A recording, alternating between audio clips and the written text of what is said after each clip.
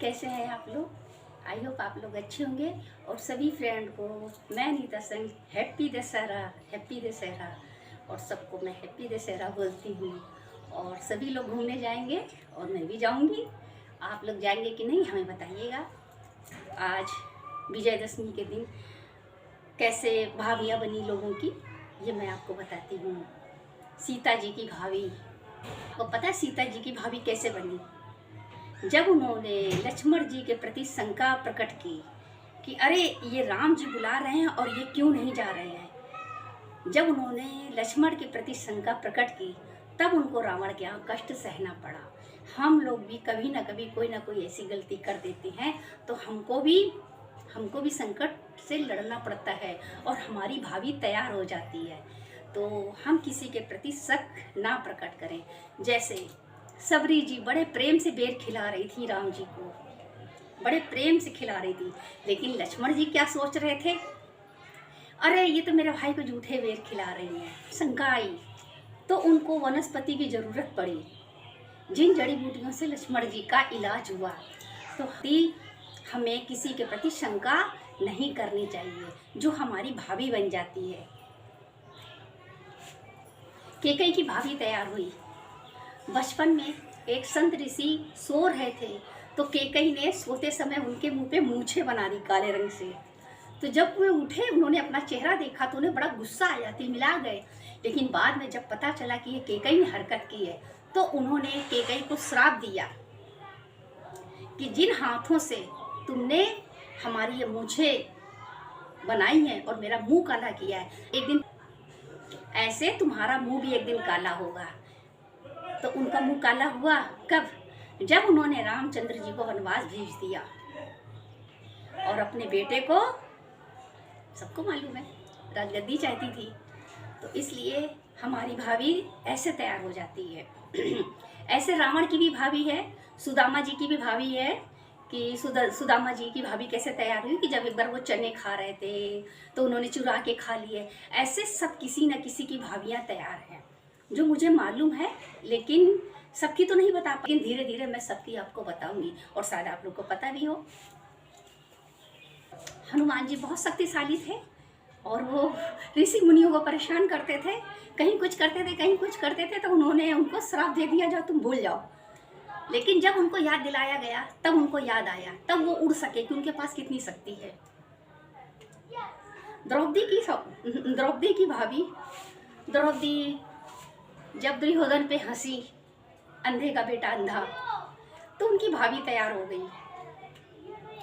हम लोग अपनी भाभियां ऐसे तैयार करते हैं।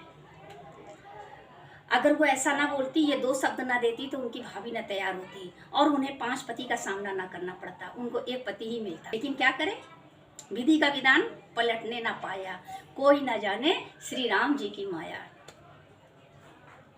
आपको पता है रावण ने जो किया सो किया, लेकिन उसने सीता जी को छुआ तक नहीं। तो वो हर साल जल रहा है आज भी, लेकिन जो द्रौपदी के साथ हुआ उनका कहीं नामो निशान नहीं है। रावण चले गए, लेकिन जाते जाते वो एक अच्छा काम करके गए हैं। पता है क्या? अपनी बहन के लिए वो श्री राम जी से भी लड़ गए।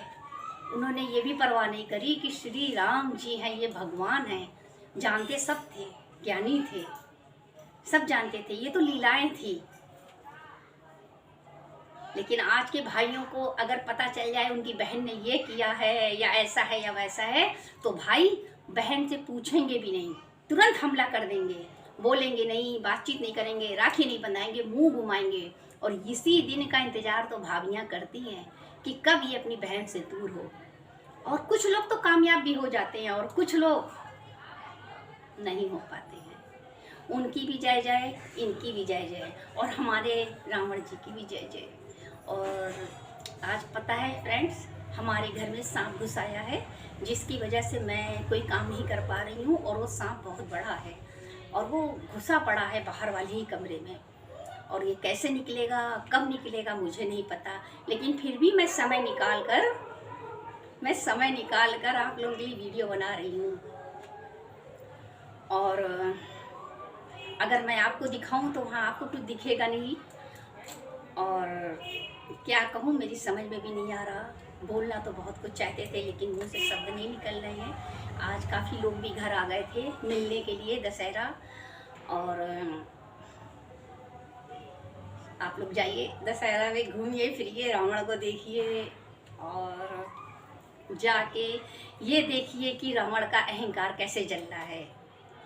ज़्यादा अहंकार भी बहुत बुरा होता है, तो इतना अहंकार नहीं करना चाहिए, चाहे रूप का हो, चाहे पैसे का हो, किसी चीज़ का भी।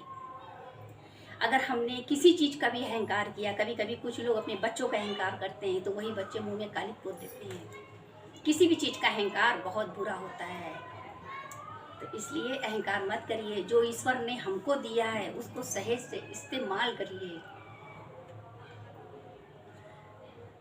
और मैं अनीता सन सभी फ्रेंड से हरिओम करती हूँ। और ये सांप के घुसने की वजह से मैं कुछ बोल भी नहीं पा रही हूँ, और दोबारा मैं बात करती हूँ। हरिओम, सभी फ्रेंड को हरिओम, हैप्पी दशहरा।